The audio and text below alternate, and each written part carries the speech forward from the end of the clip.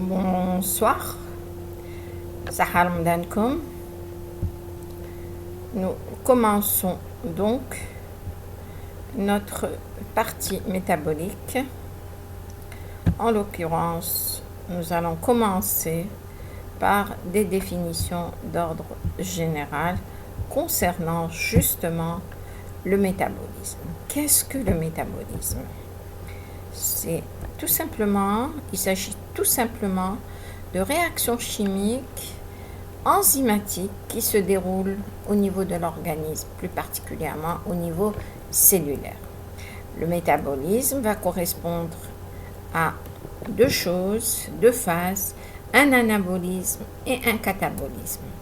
Donc, pour reprendre la définition du métabolisme, c'est l'ensemble des réactions chimiques décomposables en réactions simples se produisant au niveau d'une cellule ou d'un organisme. Deux phases pour ce métabolisme, le catabolisme. Alors, qui dit catabolisme dit dégradation, dit destruction. D'accord? Ensemble de réactions toujours enzymatiques, de dégradation. Qu'est-ce qu'on va dégrader? De grosses molécules en petites molécules. Ces réactions, donc, qui passent de grosses molécules à des molécules de faible taille, vont libérer de l'énergie.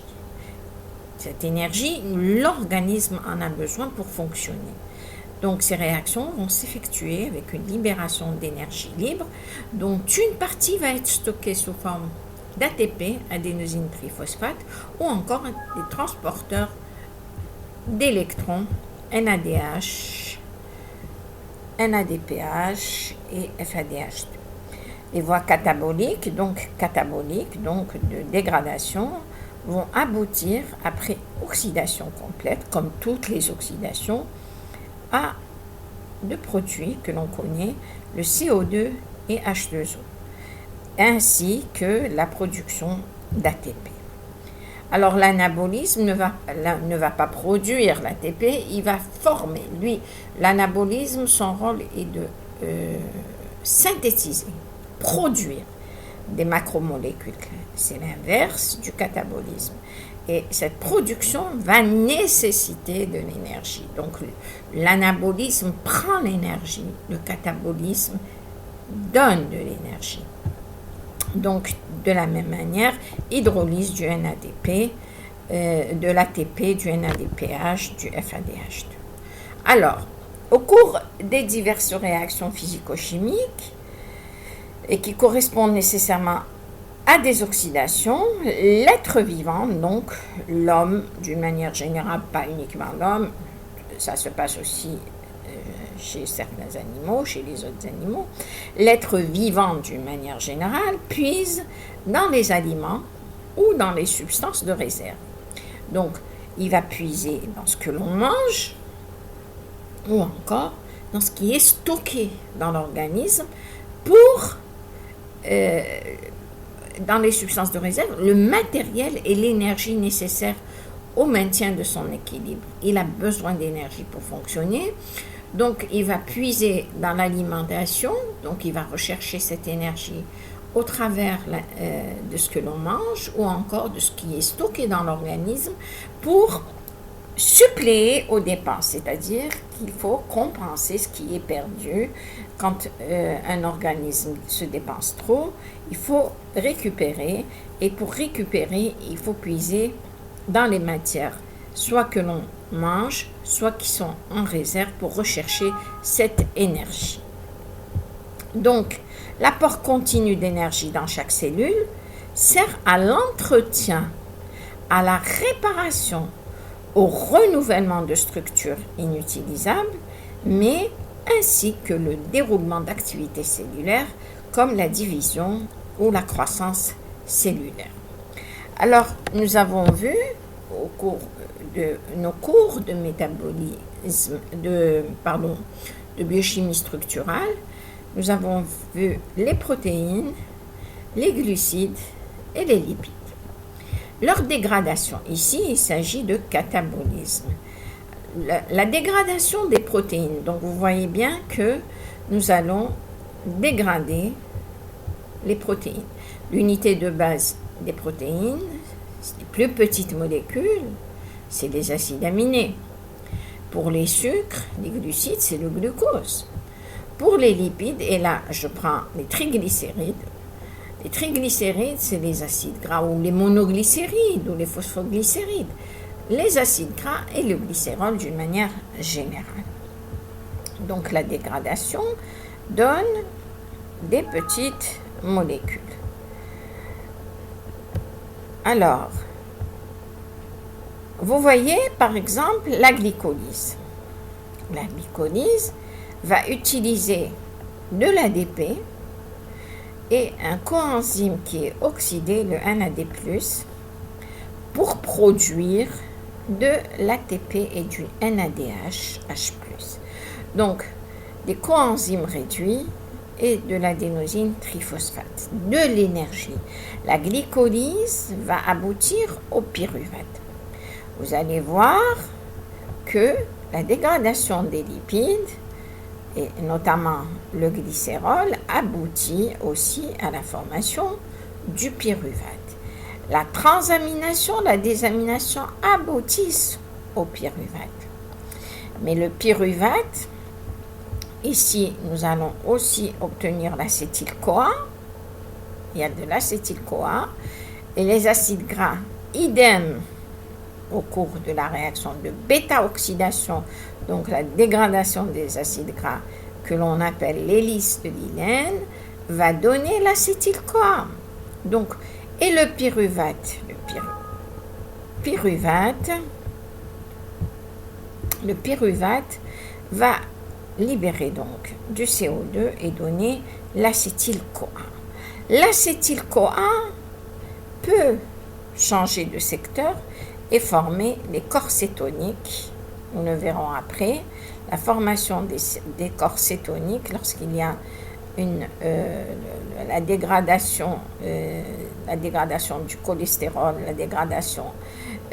lorsque le métabolisme glucidique et le métabolisme lipidique ne sont pas en adéquation, il y a une déviation de l'acétyl-CoA. Donc, après, vous avez le cycle de Krebs, l'acétyl-CoA qui rentre dans le cycle de Krebs. Ce cycle de Krebs va également produire de l'énergie, NADH et FADH2, et il libère aussi de l'ATP, on le verra après, et en même temps, il y a une formation de CO2.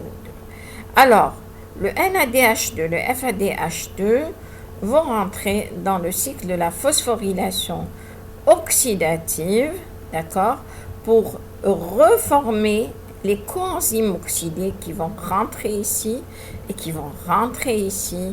Donc, c'est un cycle qui est sans fin. Selon les besoins de l'organisme va se diriger vers telle ou telle autre réaction. Les réactions qui seront étudiées seront la glycolyse, les entrées des oses dans la glycolyse, les oses telles que le fructose, le galactose, etc. Le destin du pyruvate, le pyruvate, il va prendre deux voies, une voie en aérobiose, une voie en anaérobiose, c'est-à-dire sans oxygène. Le cycle de Krebs, l'hélice de Leyden, qui est donc la dégradation des acides gras, et puis les navettes, la phosphorylation oxydative, les transaminations, désaminations et corps cétoniques, donc le métabolisme des acides aminés, nous allons le voir progressivement. Alors, la néoglycogénolyse et néoglycogénogenèse, qu'est-ce que c'est que ça? Alors, vous allez voir, génolyse, génogenèse. Ça, c'est le glycogène, lyse, dégradation, glycogène, formation. Donc, synthèse du glycogène et dégradation du glycogène. Donc, c'est la même chose ici. Quand je vous dis glucose, par exemple, glycolyse, c'est la dégradation. Glycogenèse ou glucogenèse, c'est la synthèse de glucose. Donc, la voie des pentosephosphates, ce sont aussi d'autres métabolismes qui seront traités au fur et à mesure. Nous allons commencer par une partie qui est très très simple. Déjà, l'absorption, la digestion des glucides alimentaires. Tout ce que l'on mange. Donc, on va commencer par ce qui est apport extérieur. Comment ça se passe? Bon, voilà la molécule de glucose que vous avez vue en structural, là sous forme cyclique, d'accord? Elle est sous forme anomérique alpha. Là, c'est le mode de cyclisation, d'accord? Donc, le glucose, le voilà. Là, ce sont des enchaînements de molécules de glucose avec des liaisons alpha 1, 4, alpha 1, 4, et ici, en position 6, et alpha 1, 6. J'imagine qu'il s'agit du glycogène. Alors, la digestion, comment elle se fait au niveau de l'intestin? En fait, la digestion, c'est l'hydrolyse. La digestion, c'est la dégradation. Quand je dis hydrolyse, c'est dégradation. Hydrolyse, dégradation, catabolisme. D'accord? Alors, il y a 3 sites pour la digestion. Il y a une digestion qui va se faire au niveau de la membrane intestinale, une digestion à l'extérieur de la membrane intestinale, en fait, pardon, c'est au niveau de la lumière du tube intestinal, et puis une digestion intracellulaire à l'intérieur de la cellule intestinale que l'on appelle entérocyte. Alors, les sites d'action donc des enzymes, les sites vont être différents. J'ai schématisé, regardez, ça c'est une cellule intestinale. Ça, c'est une cellule intestinale. Alors, là, c'est l'intérieur de la cellule. D'accord? Ça, c'est son noyau. Et là, c'est la membrane qui est la bordure en brosse qui reste en contact avec la lumière du tube intestinal. Donc, ça, c'est extracellulaire. Ça, c'est membranaire.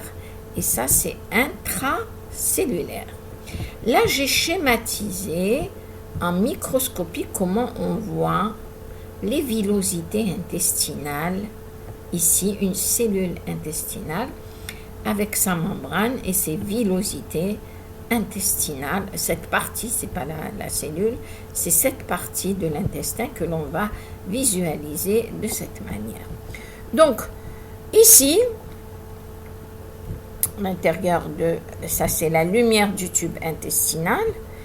On vous met amylase. Amylase est une enzyme, donc intraluminale à l'intérieur de la lumière intestinale. La bordure en brosse, donc ici, vous voyez, ici l'amylase agit au niveau de la lumière intestinale, et là, au niveau de la bordure en brosse, d'autres enzymes, les oligosaccharidases, les peptidases. Ensuite, à l'intérieur de la cellule, vous voyez des dipeptidases. Donc, déjà, quand je regarde ce petit schéma, je constate l'amylase, qu'est-ce qu'elle va faire? Elle va prendre la grosse molécule qui se trouve dans la lumière du tube intestinal, elle va la couper. Ça, c'est une première étape. Au niveau de la bordure en brosse, d'autres enzymes, oligosaccharidases et peptidases. Donc, déjà, les protéines ne sont plus des protéines, ce sont des peptides.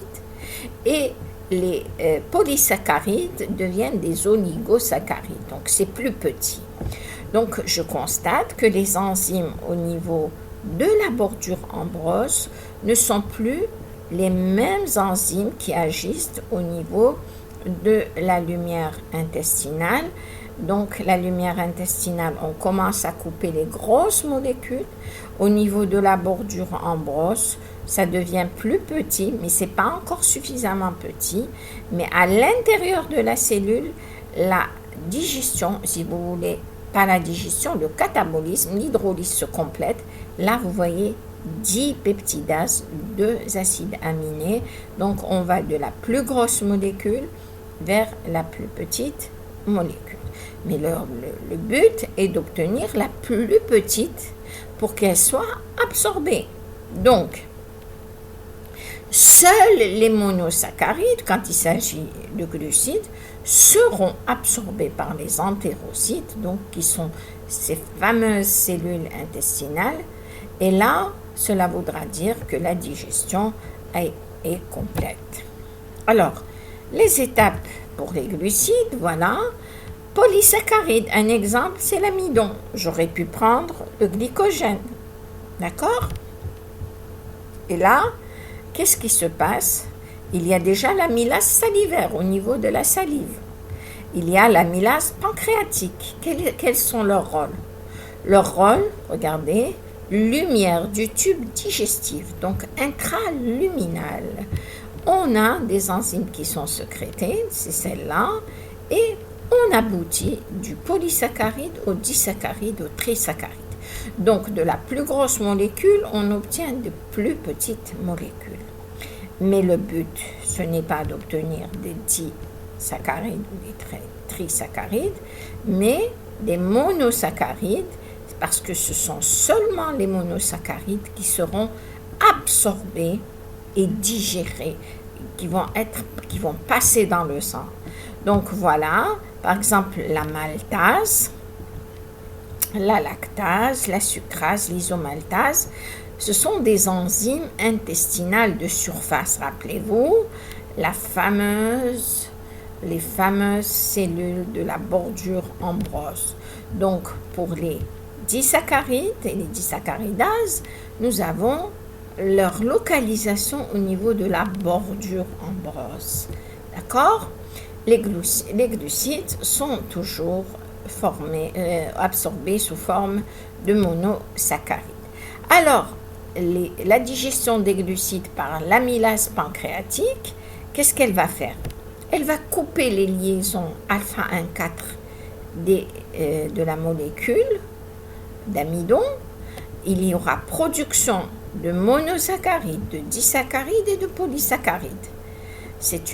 Alors, c'est très important, donc l'amylase va commencer à couper et vous allez avoir, on passe des polysaccharides vers des disaccharides, des trisaccharides et même de monosaccharides dans quelques situations. Donc ça se passe au niveau de la lumière intestinale, au niveau de la bouche aussi.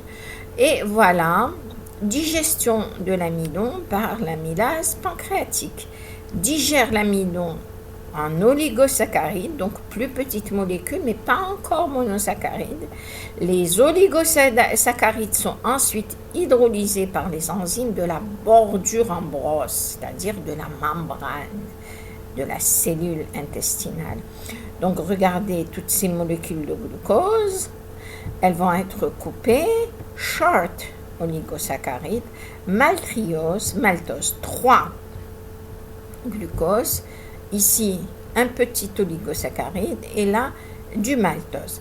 Voilà le rôle de l'amylase au niveau de la lumière intestinale. On va au niveau de la bordure ambrose. Au niveau de la bordure ambrose, ce sont les oligosaccharidases qui vont agir. Donc, vous avez l'amylase pancréatique, par exemple, les disaccaridases ici. Les disaccaridases, les dipeptidases, la monoglycériglipase, etc., etc. On essaye de rendre encore plus petits les molécules que l'on a obtenues. Donc, voilà l'amidon, voilà la lumière intestinale, voilà les cellules de la bordure ambrose et l'hydrolyse a été complète. Qu'est-ce que l'on obtient?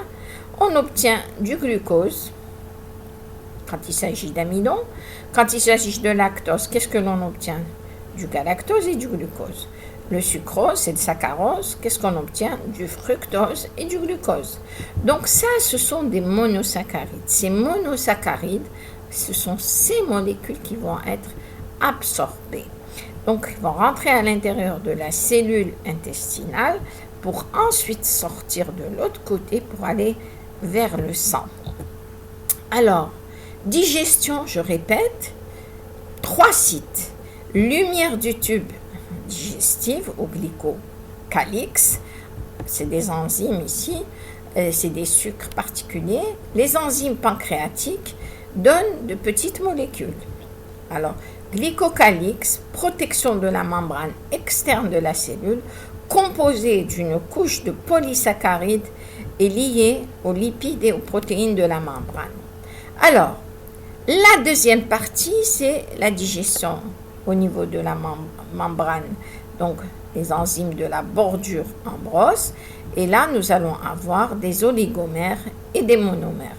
Enfin, à l'intérieur de la cellule, intracellulaire, il y a les enzymes cytoplasmiques et les enzymes lysosomiales qui vont compléter donc leur travail et obtenir les plus petites molécules qui soient. Les monosaccharides sont les seules molécules à être absorbées par les entérocytes, ce qui implique une digestion complète. Donc, je répète encore. Donc, polysaccharides, lumière intestinale, amylase salivaire, amylase pancréatique. Là, je parle des glucides. Les disaccharides et les trisaccharides vont ensuite être pris en charge par les enzymes intestinales de surface au niveau de la bordure en brosse et on obtient les monosaccharides. Les glucides sont exclusivement absorbés sous forme de monosaccharides. Donc, je répète encore une fois, ça c'est un résumé de ce que je viens de dire. Donc, les amylases salivaires, il faut savoir qu'elles sont inactives pour un pH inférieur à 4,5. Mais cependant, 50% de l'amidon peut être digéré avant d'arriver dans l'intestin. L'amylase pancréatique réalise la digestion en 10 minutes.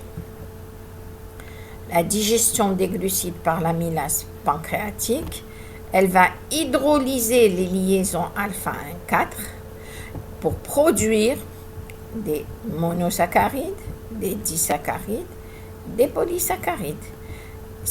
Il s'agit, là, il y a une importance majeure dans la digestion de l'amidon et du glycogène, par exemple, en maltose. Maltose, 2 molécules de glucose.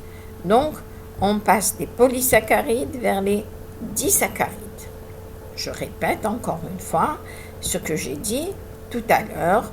Digestion de l'amidon passe par un polysaccharide vers des disaccharides. Ça se fait au niveau de la lumière intestinale. Je le répète pour que vous reteniez.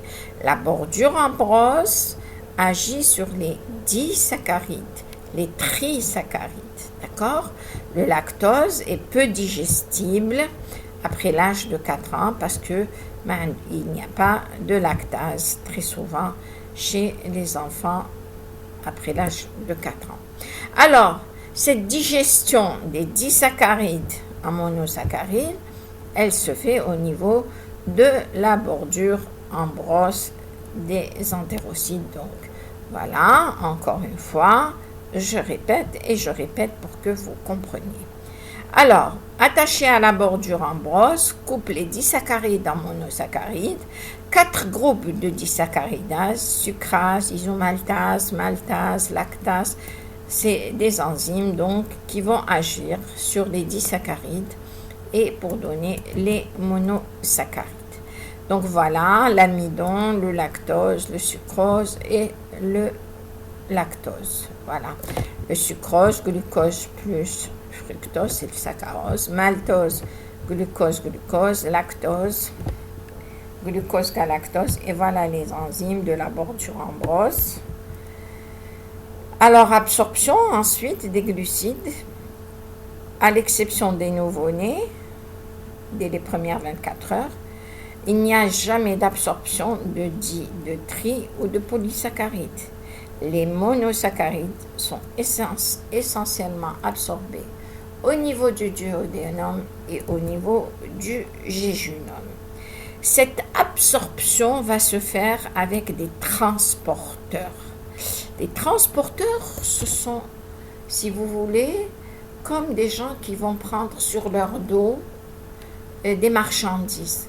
Donc ces transporteurs, ce ne sont que des molécules de protéines, mais qui vont remplir leur fonction de transport du glucose, transport du fructose, transport du galactose à l'intérieur de la cellule intestinale.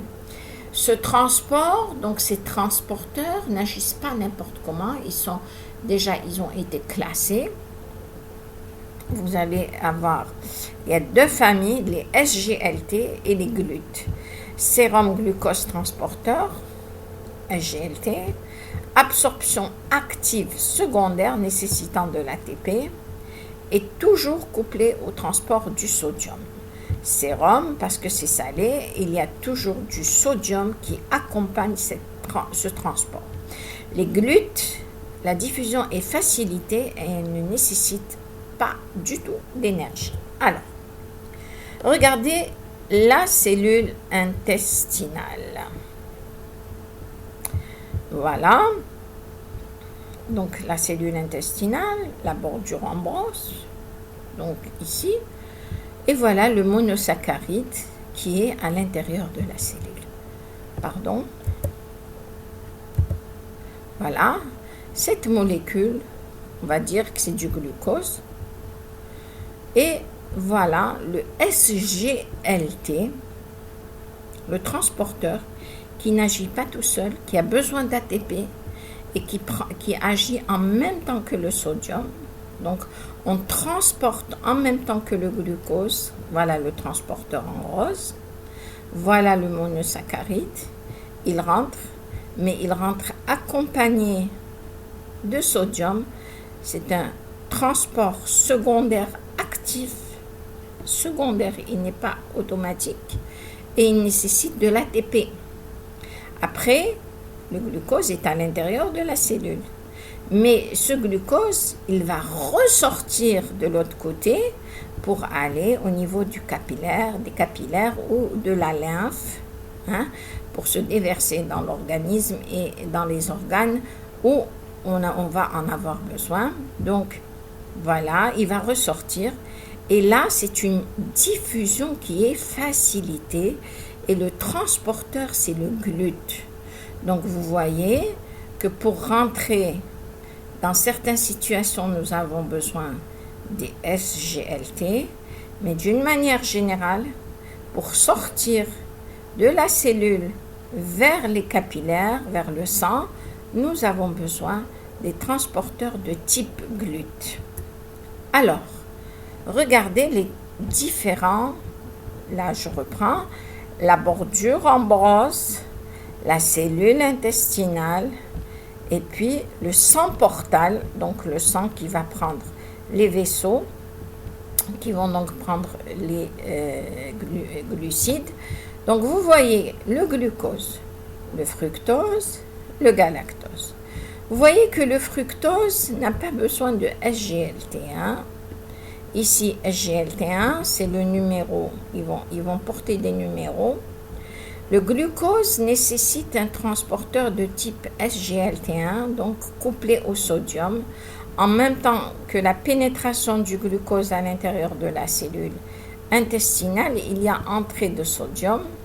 Une fois qu'il est à l'intérieur, il va ressortir pour aller vers le sang. Le fructose, quant à lui, n'utilise pas le SGLT1, il utilise le GLUT5. Et voilà, il est là. Et le galactose, au même titre que le glucose, nécessite le transport avec le sodium et nécessite donc de l'ATP et il rentre ici. Après, pour sortir, vous voyez, c'est le GLUT2. C'est un autre GLUT, c'est un autre type de transporteur. Et il va transporter les trois molécules de glucides, le glucose, le galactose, le fructose, donc qui sont des monosaccharides, et ils vont sortir vers le sang. Alors ça se passe toujours avec l'ATP, on nécessite de l'ATP, le potassium rentre et le sodium ressort et on va le récupérer ici quand on va faire rentrer encore du galactose ou du glucose. Voilà, c'est des pompes à sodium. Le SGLT1, c'est le principal transporteur actif du glucose. Les transports également, il transporte aussi le galactose. Le SGLT2, il est situé au niveau du rein. Là, c'est au niveau de l'intestin. Donc, au niveau du rein, vous allez retrouver un transporteur SGLT2. Donc, leur rôle, c'est l'absorption du glucose. Donc, il y a plusieurs familles de GLUT et vous voyez, GLUT1, il se trouve au niveau de la barrière hématoméningée, des érythrocytes, donc des globules rouges. GLUT2 sort le glucose de l'entérocyte, sort le glucose de l'entérocyte de l'autre côté, c'est-à-dire vers le sang. Le GLUT3 et 4, le 4, c'est le principal transporteur au niveau du muscle strié. Et celui-là, il va nécessiter de l'insuline. Nous allons le voir après. C'est très important, l'insuline. D'accord, quand on va faire le glycogène. Donc, le GLUT4, c'est le transporteur au niveau du muscle strié. Le GLUT5, c'est pour le fructose. Le GLUT2 peut aussi prendre le fructose. Mais le GLUT5, il est spécifique du glucose. Et puis, nous avons le 6, le 7, le 8, le 9, le 10, le 11, le 12, le 14, etc., qui sont trouvés dans d'autres tissus. Donc, il faut retenir que le GLUT2 fait sortir le glucose, le galactose, de l'autre côté, et même le fructose. Le GLUT5, il est spécifique du fructose. Et le GLUT4, c'est le principal transporteur du muscle strié et il nécessite de l'insuline. Voilà, je vous remercie. Nous allons donc entamer notre programme de biochimie métabolique avec des cours très très simples. Nous allons nous arrêter là. Je vais commencer la glycolyse.